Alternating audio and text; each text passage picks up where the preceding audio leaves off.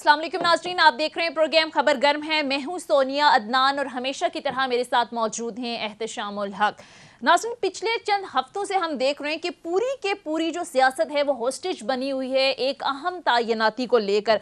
हालांकि मामूल की एक तायनाती होती है और हमें याद नहीं पड़ता कि कभी इस अहम तायनाती या इस ओहदे की तायनाती को इतना ओपनली डिस्कस किया गया हो जितना अब के बार हुई है। आज भी हमने देखा कि मीडिया पर खबरें चली कि वजीर आजम हाउस को समरी मौसूल हो गई है, लेकिन इसके बाद हमने देखा कि इस खबर की तरदीद भी सामने आई। फिर कुछ ही देर के बाद ख्वाजा आसिफ साहब का बयान सामने आता है, उन्होंने भी वजीर आजम हाउस को मौसूल होने की समरी के हवाले से उन्होंने इस खबर की तरदीद की। साथ में ख्वाजा आसिफ साहब की जानिब से कहा गया कि 25 नवंबर तक आर्मी चीफ का जो एक प्रोसेस है वो मुकम्मल हो जाएगा। उनकी जानिब से ये भी कहा गया है कि सारे प्रोसेस के अंदर कोई डेडलॉक नहीं है, कोई प्रेशर नहीं है। बल्कि आपको सुनवाते हैं कि आज ख्वाजा आसिफ साहब ने इस हवाले से क्या बात की, फिर इस पर मजीद बात करते हैं। जी, कोई नामों के ऊपर कोई समरी आएगी, फिर नामों के ऊपर जो है बहस तमरीज होगी या पूछा जाएगा। तो आज की जो लीडरशिप है उनको पूरी तरह इत्मीनान में लिया जाएगा, देंगे। उसके बाद जो फैसला होगा नामों का। इस वक्त जो है सीनियर मोस्ट लोग हैं, 5 या 6 जो है उनके नाम आ जाएंगे, उनके साथ डोसियर्स आ जाएंगे। इसके अलावा कोई फैसला या कोई इसमें कोई पेशरफ्त जो है इस किस्म की नहीं हुई। इस हवाले से कोई फैसला, कोई पेशरफ्त नहीं हुई। लेकिन अब सवाल अहम यह है कि अगर कोई डेडलॉक नहीं है, कोई प्रेशर नहीं है, इमरान खान साहब ने भी कल कह दिया कि मेरा मसला नहीं है, वो भी इस दौर से बाहर हो गए हैं। आसिफ अली जरदारी साहब ने भी बल्कि ये कह दिया कि तमाम लेफ्टिनेंट जनरल जो हैं वो मेरी नज़र में इक्वल हैं, सब कैपेबल हैं, मुझे कोई मसला नहीं है, जो मर्जी आ जाए। फिर सदर आरिफ अलवी साहब की जानिब से भी ये कहा गया है कि वजीर आजम जो भी नाम भेजेंगे वो समरी पर दस्तखत कर देंगे। तो फिर सवाल ये कि वजीर आजम के लिए मुश्किल क्या है, क्यों इस सारे जो प्रोसेस है उसको इतना डिले किया जा रहा है। इस हवाले से एहतशामुल हक साहब के पास एक एक्सक्लूसिव स्टोरी है, प्रोग्राम के आगाज में आपके साथ शेयर करेंगे। इसके साथ साथ नाज़रीन, इमरान खान का लॉन्ग मार्च, इसका नतीजा क्या निकलेगा। 26 नवंबर की डेट दे दी है, उन्होंने कहा है कि हम पिंडी पहुंचेंगे और साथ में उन्होंने कहा है कि हम एक सरप्राइज देंगे, सबको सरप्राइज दिया जाएगा। क्या सरप्राइज दे सकते हैं इमरान खान साहब, इस सारी सूरत हाल पर भी बात करेंगे। बहरहाल सारी सूरत हाल पर बात करने के लिए प्रोग्राम में आज हमें ज्वाइन किया है पाकिस्तान मुस्लिम लीग ज़िया के सरबराह हैं एजाजुल हक साहब।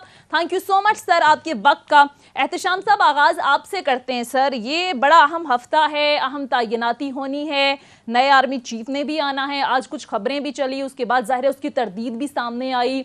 सर, ये क्या चल रहा है पसे पर्दा, क्या करने जा रही है गवर्नमेंट, क्या एक्सक्लूसिव स्टोरी है आपके पास? देखें, वैसे तो चाहिए था एजाजुल हक साहब आ गए हैं तो मेरा ख्याल है मुझसे ज़्यादा उनके पास बड़ी स्टोरियाँ हैं। बिल्कुल हाँ। उनका सीना भरा हुआ है स्टोरियों से। कुछ बता सकते हैं, कुछ नहीं बता सकते। पाकिस्तानी सियासत को बड़ा क्लोजली मॉनिटर करते हैं। इक्वली अल्हम्दुलिल्लाह सियासतदानों के साथ, इस्टेब्लिशमेंट के साथ उनके ताल्लुकात बहुत अच्छे हैं।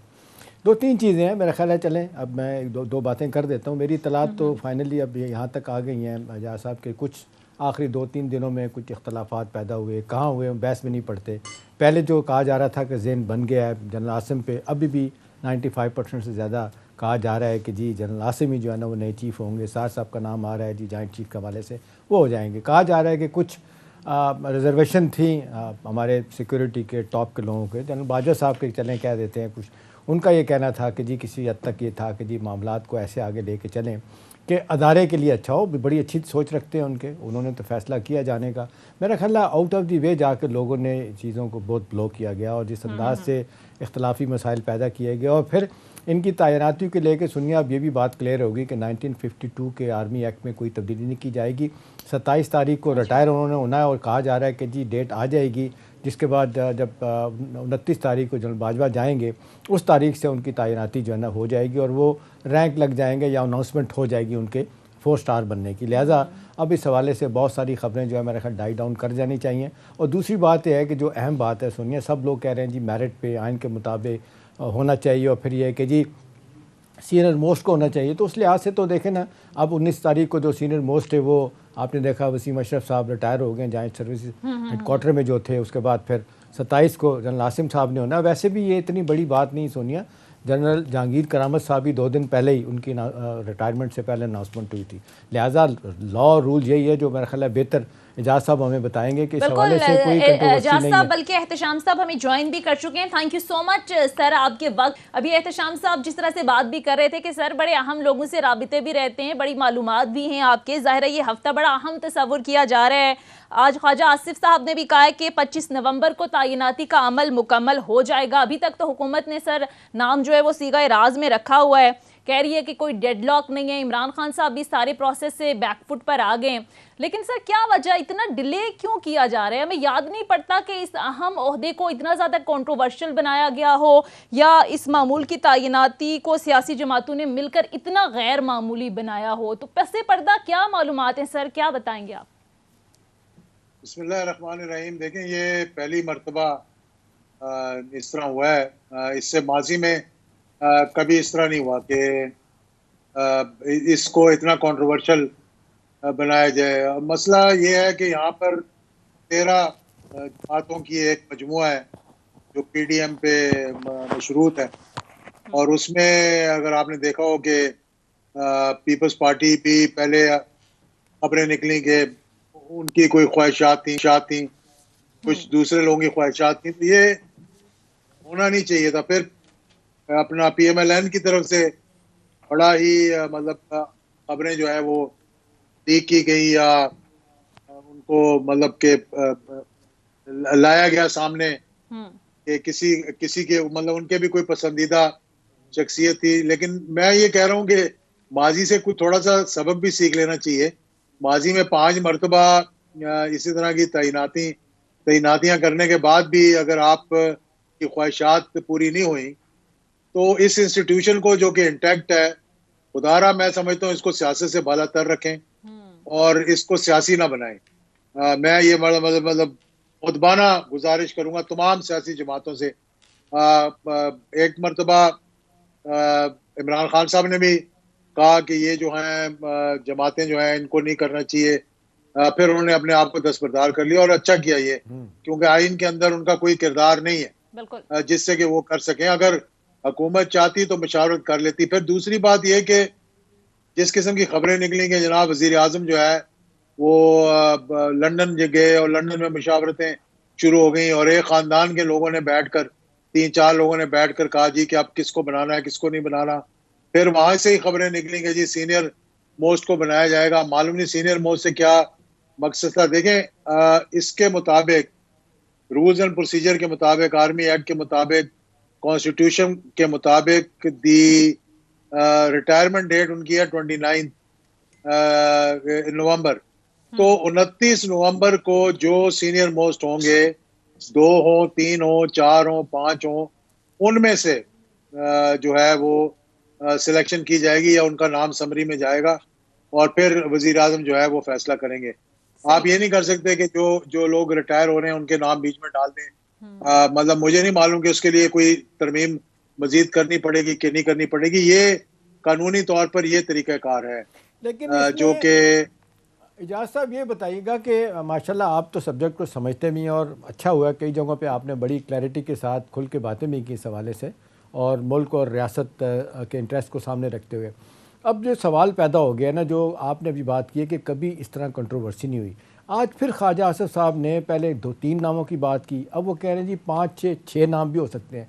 अब ये तो कन्फ्यूजन क्रिएट करने वाली बात है कि बार बार ऐसा क्यों किया जा रहा है। अगर फैसला ठीक है, समरी आनी है, और जिस पे आज सुबह से रोला पड़ा हुआ था, फिर बाद में कहा गया जी समरी मूव नहीं हुई है, खुद ही कल उन्होंने पिछले हफ्ते कहा था मंडे से प्रोसेस शुरू हो जाएगा, अब वो कह रहे हैं 25 तक मामला चला है। तो सवाल मेरा ये है कि 25 तक क्यों चला जाएगा? 5-6 लोगों का नाम आना, ये मामले को इतना उलझा क्यों दिया गया? और फिर जिस तैनाती की बात हो रही है, वो कह रहे हैं कि वहाँ पर शायद प्रोसीजरल कोई गलती हो सकती है, जिस पे आरिफ अलवी साहब को भी बताया गया था कि जी पॉइंट आउट की गई थी। वो क्या प्रोसीजरल गलती हो सकती है? अगर फ़र्ज़ करें मैं अगर नाम ले लूँ कि जनरल आसम साहब नहीं होना है। जी देखें, मैं इस पे इसका जिक्र करने की ज़रूरत नहीं है, जितना ये ख्वाजा आसिफ साहब और दीगर लोग, मुझे समझ नहीं आती कि इतने पुराने सियासतदान होने के बावजूद पूरी कौम को इन्होंने 2 चीज़ों के पीछे लगाए हुए हैं, एक घड़ी और एक 29 नवंबर। यानी मुल्क के मसाइल का जिक्र ही कहीं नहीं है, इकॉनमी का जिक्र ही नहीं है, महंगाई बेरोजगारी का जिक्र ही नहीं है, अपने सिक्योरिटी मामला का जिक्र ही नहीं है। जहां पर आप देख लें इनको इनके वज़रा भी बैठेंगे तो या घड़ी का जिक्र कर रहे होंगे या 29 का जिक्र कर रहे होंगे। मतलब अब ख्वाजा आसिफ डिफेंस मिनिस्टर हैं, समरी डिफेंस मिनिस्ट्री से मूव होनी है, सेक्रेटरी डिफेंस ने मूव करनी है, तो उसके बावजूद वो उनको बयान देने की क्या जरूरत है। तो जिस दिन ऐलान होना होगा हो जाएगा, वो चाहे 26 को हो, चाहे 27 को हो, चाहे वो 25 को हो, किसी दिन भी हो उसका ऐलान हो, तो इससे क्या फर्क पड़ता है। मेरा ख्याल है कि क्योंकि पाकिस्तान के अंदर ये इसको कंट्रोवर्शियल बनाया गया है, इसलिए हर शख्स ये पूछ रहा है, टेलीफोन करके ये पूछते हैं, टेलीविजन पे देख रहे होते हैं प्रोग्राम तो यही पूछते हैं। देखें, मैंने आपको बता दिया कि प्रोसीजरल तरीका क्या है, उसके बावजूद अगर इन्होंने उसके बाहर कुछ करना होगा तो फिर इनको आर्मी, पहले इन्होंने कहा था ना एक्ट में तरमीम करेंगे, फिर उससे पीछे हट गए ये, क्योंकि इनको मालूम था कि वो तरमीम शायद इनको सिंपल मेजॉरिटी से ना कर सकें, या किसी जमात में जो पीडीएम की जमात होगी किसी ने कहा होगा कि इसको कंट्रोवर्शियल ना बनाएं, तो इसलिए उससे पीछे हट गए। अब भी मेरा ख्याल है कि पहले मुझे मालूम है कि जब खामोशी के साथ जो है वो सलाह मशवरे हुआ करते थे, गुलाम साहब के ज़माने में वो 3 सीनियर रिटायर्ड जनरल्स को बुलाते थे, बड़ी खामोशी के साथ उनसे मशवरा करते थे कि ये नाम मुझे आए हैं, ज़रा आप इनका, क्योंकि मैं फ़ौज से ताल्लुक़ नहीं रखता, आप इनके बारे में मुझे बता दें। और वो भी ये नहीं कह के जाते थे कि इसको लगाएं, वो बताते थे कि इसकी ये क्वालिटीज़ हैं, ये इसके कोई खामियां हैं, ये इसकी कोई बेहतरी है, फिर वो मेरिट पे फैसला किया करते थे। चले इस हवाले से जाज साहब जो ज़्यादा कन्फ्यूजन क्रिएट हो रहा है ना, वो देखें कि आज एक तरफ हालात है कि मुल्क की इकॉनमी बिल्कुल ज़मीन पे हचकोले ले रही है, और दूसरी तरफ आज प्राइम मिनिस्टर साहब ने 4-5 लोगों के साथ लंबी सिटिंग की है, जिसमें राना सनाउल्लाह, अयाज सादिक भी थे, शहबाज शरीफ, ख्वाजा आसिफ भी।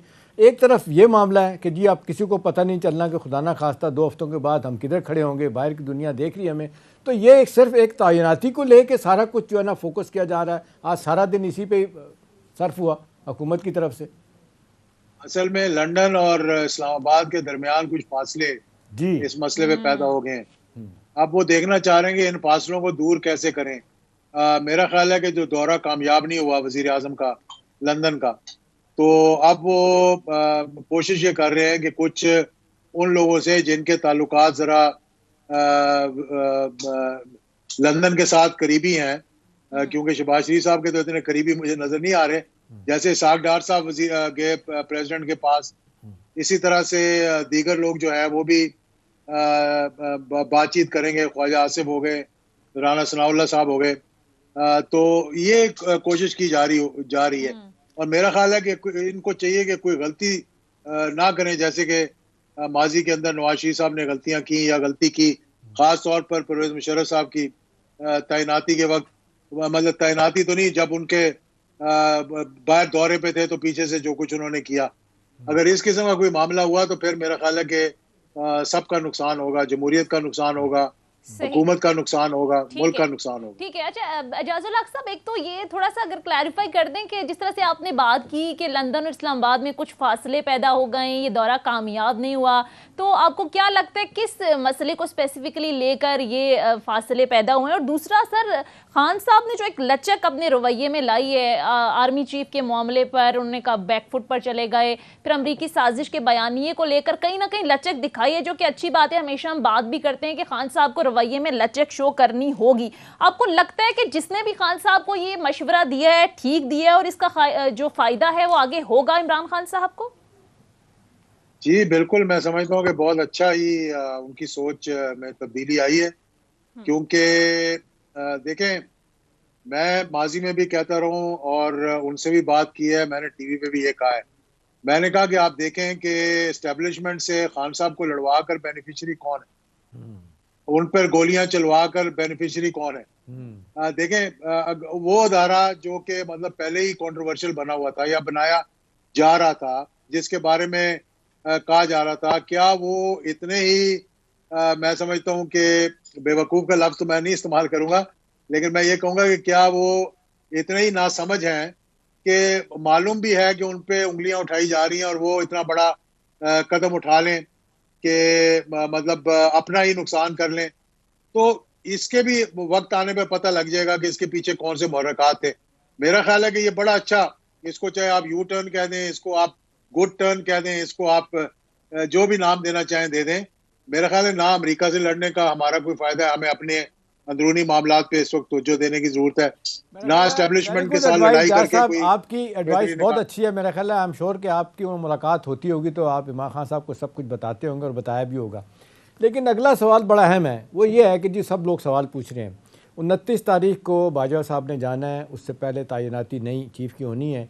26 तारीख का धरना जो है ना, वो उसकी टाइमिंग को आप कैसे देखते हैं जो इमरान खान साहब कर रहे हैं? लोग कह रहे हैं कि जी यही कैच है, ये अब किसी को दबाव में लाना है या अगले चीफ को दबाव में लाना है। असल मसला तो उनका एक ही है जिस पे उनको फोकस करना चाहिए, जो सब लोग कह रहे हैं कि वो बात करें कि जी आप अगली तारीख कब लेनी है इलेक्शन की। इस पे लिए वो कह रहे हैं कि जी पॉलिटिकल लोगों से बात करें, वो बात कर रहे हैं एस्टैब्लिशमेंट से कि वो में तारीख लेके दें।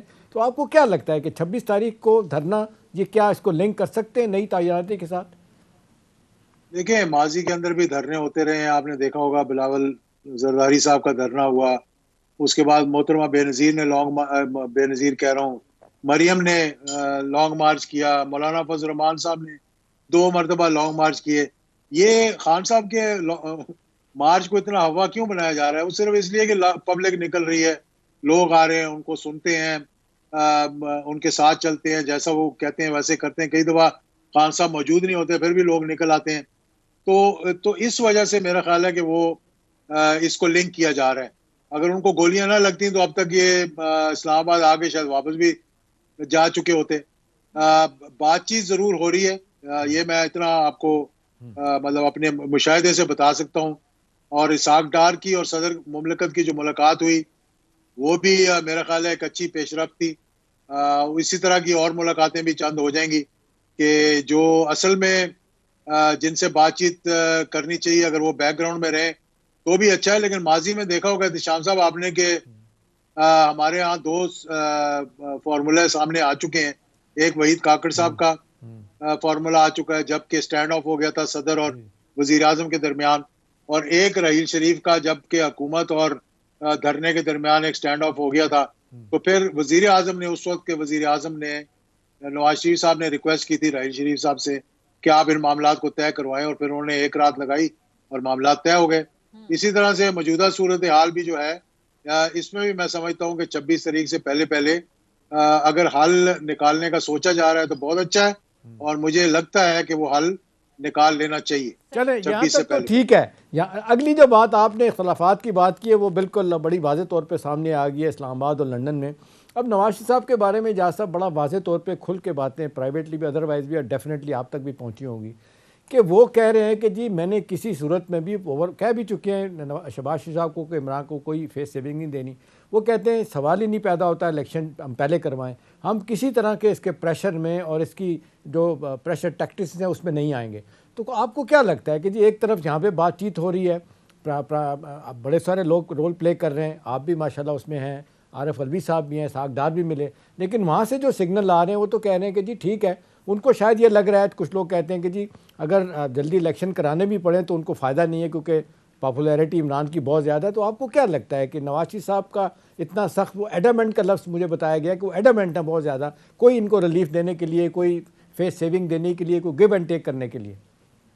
वो हाथी के दांत शाम साहब खाने के और होते हैं, दिखाने के और होते हैं। अच्छा, ठीक। मेरा ख्याल है कि नवाज शरीफ साहब थोड़ा सा रियलिटी से ना दूर हैं इस वक्त।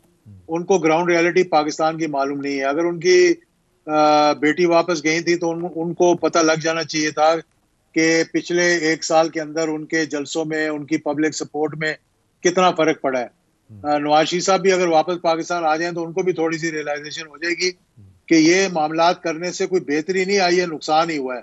और दूसरी पॉलिटिकल ऑप्टिक्स होती हैं, आप दिखाते कुछ हैं कि नहीं मैं नहीं मानता, मैं नहीं मानूंगी की बातें होती हैं, और बीच बीच में से जो है मामलात तय भी किए जा रहे होते हैं। तो वो अपना एक वो जो है ना ऑप्टिक्स ऐसी रखना चाह रहे हैं कि जो फैसले वो मैं कर रहा हूँ पाकिस्तान के, और ये जो सारे हैं ये डमी वहां पर बैठे हुए जो 13 जमातों का मजमुआ वहां बना हुआ है। तो मेरा ख्याल है कि बेटर सेंस अगर प्रिवेल करे तो सब जो है वो बेहतरी का कोई ना कोई रास्ता बहुत जल्दी निकल आएगा। ठीक है। अच्छा एजाजुल हक साहब, अभी आपने बैकडोर राबितों का जिक्र किया कि बैकडोर पर कुछ राबिते चल भी रहे हैं, ये काफ़ी अरसे से खबरें सामने आ रही हैं। इमरान खान साहब ने भी इसकी ज़ाहिर बात की कि राबिते हो रहे हैं। अभी इसाक डार और सदर आरिफ अलवी साहब के दरमियान मुलाकातें भी हुई। तो सर आपको क्या लगता है कि ये इसके नताइज सामने नहीं आ रहे, ये मामला, इसके रिजल्ट्स अभी तक सामने क्यों नहीं आ रहे? आपको क्या लगता है इमरान खान साहब की डिमांड कुछ ज़्यादा हैं, कहीं ना कहीं अर्ली इलेक्शन के ऑप्शन पर भी गौर किया जा रहा है, ये वजह क्या है इस सारे मामले की? देखें, बीच में मामलात कुछ तय हो गए थे। 21 मई को भी बातचीत बड़ी खुशगवार माहौल में हो गई थी। ये तय कर लिया गया था कि धरना अगर पोस्टपोन कर दिया जाए और IMF के मुज़ाकरात और बजट के बाद जो है वो इलेक्शंस का ऐलान कर दिया जाएगा। इस तरह बीच में कई मरतबा ये बात सामने आई है, लेकिन कहीं ना कहीं खदशात की वजह से या गलतफहमियों की वजह से वो मामलात तय नहीं हो सके। जिस तरह खान साहब ने 25 मई को जो धरना नहीं करना चाहिए था वो कर दिया, क्योंकि उनकी बातचीत चल रही थी। उसमें से 3 लोग थे उनकी जमात के जो पैगाम लेकर गए थे, लेकिन उनको यकीन नहीं आया इस बात पे, और फिर उससे ये मामला तय नहीं हो सके।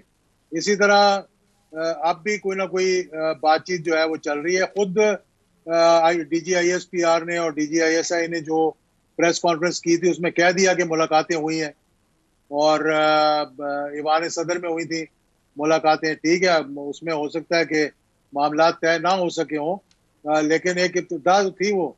और मैं समझता हूँ कि अभी भी कुछ लोग हैं जो राब्ते में है, कुछ उनकी जमात से होंगे, कुछ एस्टेब्लिशमेंट होंगे, कुछ हुकूमत की तरफ से होंगे। तो मुज़ाकरात तो हर वक्त चलते रहते हैं। क्या लेकिन इसमें एजाज साहब आप भी समझते हैं कि बाज़ औक़ात वक्त पे फैसले ना करना जो है ना, वो भले कितनी भी स्ट्रॉन्ग सियासी जमात हो, बड़ी पॉपुलर सपोर्ट हो, अगर वक्त पे फैसले ना हो तो वक्त फिर निकल जाता है हाथ से। अभी इस हवाले से बहुत बातें जो हो रही हैं कि इमरान खान साहब ने जिस तरह सिचुएशन को कैश कराना था वो ये अब तक नहीं करा सके।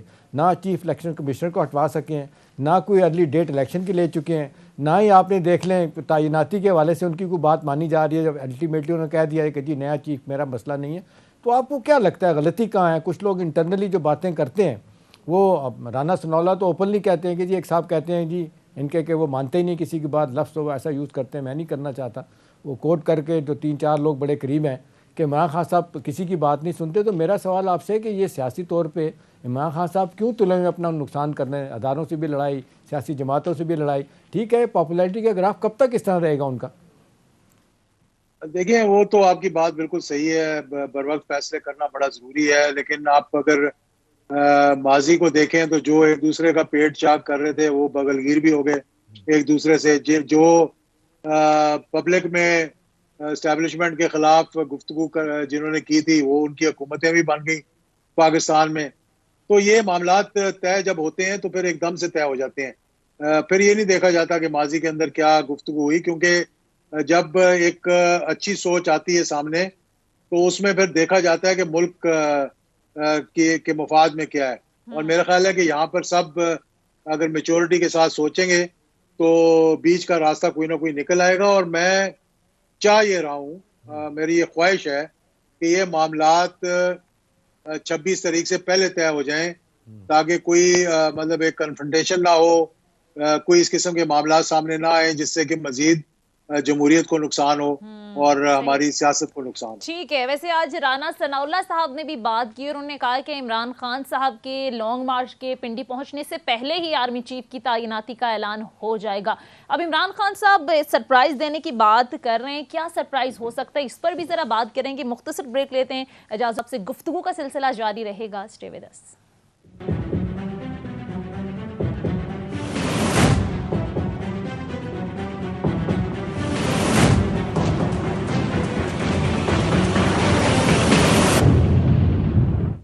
ब्रेक के बाद खुश आमदीद। अच्छा एजाजुल हक साहब, ज़ाहिर इमरान खान साहब ने 26 नवंबर की डेट दे दी है पिंडी पहुंचने के लिए और मुतालबा उनका यही है कि अर्ली इलेक्शन। हुकूमत ज़ाहिर है अपने मौके पर रेडी हुई है कि किसी सूरत जो है वो इलेक्शन पहले नहीं होंगे, मुकर्रर वक्त पर ही होंगे।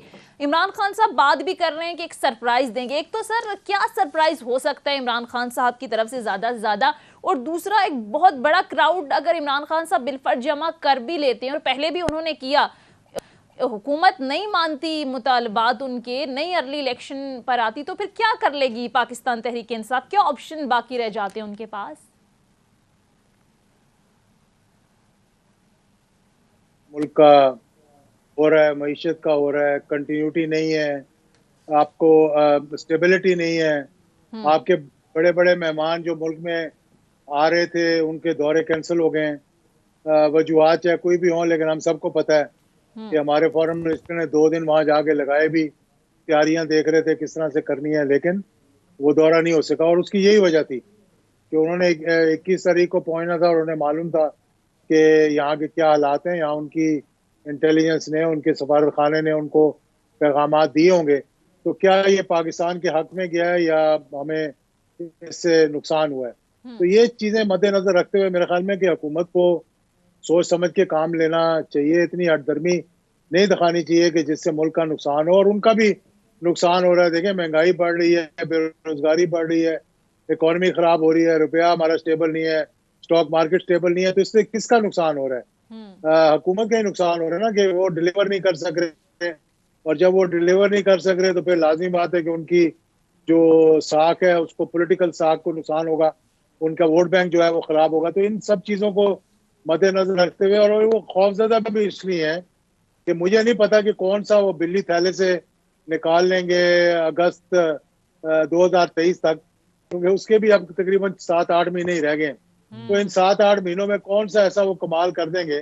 क्योंकि अभी तो आगे जाकर आपके इतने कर्जे ड्यू हैं, आपके किस्तें जो हैं वो आ रही हैं, आपके स्कूक बॉन्ड्स के जो है इंटरेस्ट पेमेंट्स आ रही हैं, जो कि आपको मालूम नहीं कि कहाँ से आप पूरे करेंगे। और आप फिर देखें कि वजीर आजम इंटरव्यू देते हुए इंटरव्यूअर की इतनी मिन्नतें कर रहे हैं कि जिस तरह किसी हेड ऑफ द स्टेट के सामने बैठे होंगे, अगर नहीं हुआ तो हम तबाह हो जाएंगे और पाकिस्तान का नुकसान हो जाएगा, खुदा के लिए हमारी मदद करें। अच्छा, तो इन सारी चीज़ों से बाहर निकलना चाहिए। हाँ, इजाज़ साहब, एक और एलिमेंट इसमें बड़ा अजीब व गरीब किस्म का है कि जिस अंदाज से इमरान खान साहब ने ये कहा था 19 तारीख को कि जी मेरी हुकूमत गिराने में इस्टेब्लिशमेंट का हाथ नहीं था, और इसको कल फिर इन्होंने भी, परवेज़ लाई साहब ने भी बड़ा वाज़े तौर पे कहा कि इस्टेब्लिशमेंट बिल्कुल इस काम में आगे नहीं आई, ना उन्होंने गिराया। लेकिन साथ ही इमरान खान साहब कहते हैं कि चलें, इस्टेब्लिशमेंट ने मुझे नहीं हटवाया तो ये नवाज़ शरीफ और जरदारी ये ख़ानदानों को क्यों इक़्तिदार में लेके आएँ। और दूसरा, ये बार बार वो बात कर रहे हैं कि नवाज शरीफ साहब अपनी मर्ज़ी का आर्मी चीफ लगवा के मुझे नाहल करवाएंगे। आपको क्या लगता है कि इस बात पे कितना वजन है? देखें, बहुत से लोग इस बात को समझने से कासिर हैं कि ये एक इंस्टीट्यूशन है, यहाँ पर कलेक्टिव फैसले होते हैं और यहाँ पर कोई इंडिविजुअल के फैसले नहीं होते कि आप अपनी मर्जी का शख्स लगा देंगे। ये कोई और दूसरा अदारा नहीं है, यानी पुलिस नहीं है, ये फौज है। और हमें मुझे खुशी हुई है ये देखकर कि खान साहब ने कुछ अपना रवैया तब्दील किया है, क्योंकि देखें जो फिफ्थ जनरेशन वॉरफेयर है ना, इसमें दुश्मन की सबसे बड़ी ख्वाहिश होती है कि अदारों के और अवाम के दरमियान एक खलीज पैदा हो जाए।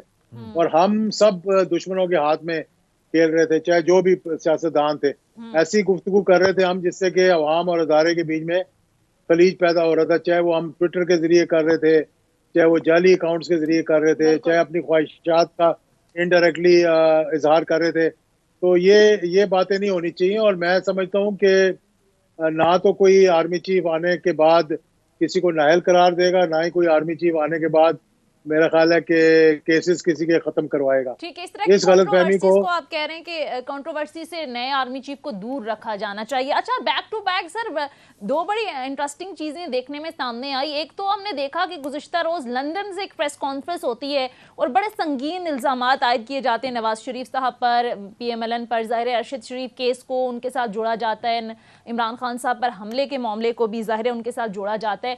फिर आज आर्मी चीफ के अहले खाना की जो टैक्स तफसीलात हैं उनके लीक होने का मामला, जिसका ज़ाहिर है वज़ीर ख़जाना ने भी बड़ी सख्ती से नोटिस लिया है। आपको सर बज़ाहिर ये इत्तफाक लगता है या आपको लगता है कि इसके पीछे कुछ है? देखिए, इत्तफाक इस तरह के जिन्होंने ये लिखा, इन्होंने माजी के अंदर भी बहुत से इंकशाफात किए थे और कोई ऐसी चीज़ उन्होंने सामने नहीं रखी कि कहीं बाहर से आई हो। मेरे ख्याल पब्लिक इंफॉर्मेशन थी किसी ने एफबीआर में से वो डाटा निकाल कर या रिकॉर्ड्स में से वो डाटा निकाल कर उनको दिया होगा, जिसकी वजह से सारी चीज़ें सामने आई हैं। अगर मेरे भी आप टैक्स रिटर्न्स आजकल तो सब चीज़ें जो है वो ऑनलाइन है, अगर मेरे भी कोई टैक्स जो एडवाइज़र है उससे कोई बात कर ले तो मेरा भी सारा कुछ सामने आ जाएगा। तो ये कोई इतना बड़ा इंकशाफ नहीं था कि जिसको इतना बड़ा कंट्रोवर्सी जो है वो बनाई जा रही है। तो इसमें मैं नहीं समझता कि कोई ऐसी बात है जो कि उनके कोई प्लॉट्स के बारे में है जो उनको कुछ as chief of army staff मिले होंगे या कोई इन्वेस्टमेंट हुई होगी। फिर उनके जो अजीज व कारब हैं उनको कंट्रोवर्शियल बनाने की कोशिश की गई है, जो कि आज से नहीं कई सालों से बिजनेस कर रहे हैं। तो इसमें मुझे नहीं कोई खास चीज नजर आई जिससे कि ये देखिए वो भी एक अजीब व गरीब बात है, लेकिन जिस शख्स ने वो प्रेस कॉन्फ्रेंस की है ये नून लीग के बड़ा करीबी है और इसकी तस्वीरें जो उसने बज़ाहिर सामने रखी हैं, लेकिन अभी हमें किसी कंक्लूजन पे नहीं पहुंचना चाहिए जब तक कि कोई सबूत या कुछ चीजें ऐसी सामने ना आए जो कि हेल्प करें इस मसले को रिजॉल्व करने की। इसमें एजाज साहब एक और एलिमेंट जो 2 दिन पहले दाखिल हुआ हमारी सियासत में, वो भी बड़ा अजीब व गरीब है। जो अभी आप बात कर रहे हैं फाम तफहीम से और तवक्को का इज़हार कर रहे हैं कि जी मामलात ठीक हो जाएंगे, ये जो भी इस वक्त इख्तलाफ है ख़त्म हो जाएगा। तो दूसरी तरफ बिलावल भुट्टो ज़रदारी जो वज़ीर ख़ारजा हैं उन्होंने एक बयान दिया जिसके बाद लोग कहते हैं कि जी पाकिस्तानी सियासतदानों को धमकियाँ और गालियाँ खाने की आदत हो गई है। आपको लगता है ये कहना उनका कि ये अगर समरी सदर आरिफ अलवी ने रोकी तो उनकी ये आखिरी दफ़ा होगी, उनको ये नहीं करना चाहिए, वह एक किस्म का बड़ा तामकाना अंदाज में बात की, आपको लगता है कि ये बात कहने वाली थी? कम से कम वज़ीर ख़ारजा की हैसियत से उन्हें कहना चाहिए था इस तरह?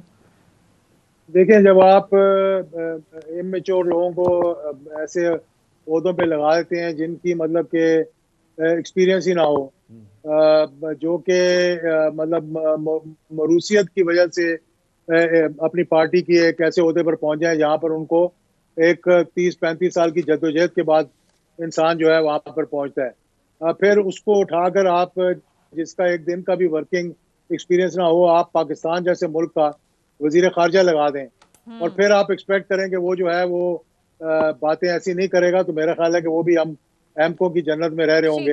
अच्छा, उन्होंने जो बात की वो बिल्कुल नहीं करनी चाहिए थी। सर वक्त कम है सर, आखिर में बता दीजिए कि आपको लगता है कि इस्लामाबाद आने की जरूरत पड़ सकती है इमरान खान साहब को? और सर ये भी साथ बता दीजिएगा कि 30 नवंबर के बाद आपको पॉलिटिकल सिनेरियो क्या लगता है? और दूसरा एजाज साहब ये भी बता दें कि इस्लामाबाद के एडमिनिस्ट्रेशन कह रही है कि 26 तारीख के बाद जो है ना पिंडी इस्लामाबाद में रास्ते बंद हो सकते हैं। तो आप नहीं समझते कि पिछले हमने 2 हफ्ते भी बड़े भुगते इसी हवाले से, फिर अगर रास्ते बंद होंगे तो लोगों को तकलीफ देना, परेशान करना कितना सही है? बिल्कुल सही नहीं है। मेरे ख्याल में उनको रियलाइजेशन आ गई थी, तभी उन्होंने सारे रास्ते खुलवाए थे और उन्होंने ये कहा कि मैं कानून के दायरे में रहते हुए करूंगा, जो कुछ भी करूंगा। मेरा नहीं ख्याल कि वो इतना एक ऐसा स्टेप लेंगे जो कि कहीं की इजाजत ना हो तो वहां जाने की वो कोशिश करें। मुझे नहीं लगता कि ऐसी कोई बात होगी। ठीक है, बहुत बहुत शुक्रिया। मुस्लिम लीग ज़िया के सरबराह एजाजुल हक साहब प्रोग्राम में मौजूद थे। बहुत शुक्रिया सर आपके वक्त का। इसी के साथ ही हमारे आज के प्रोग्राम का वक्त खत्म होता है। अगले प्रोग्राम तक इजाजत दीजिए। खुदा हाफिज।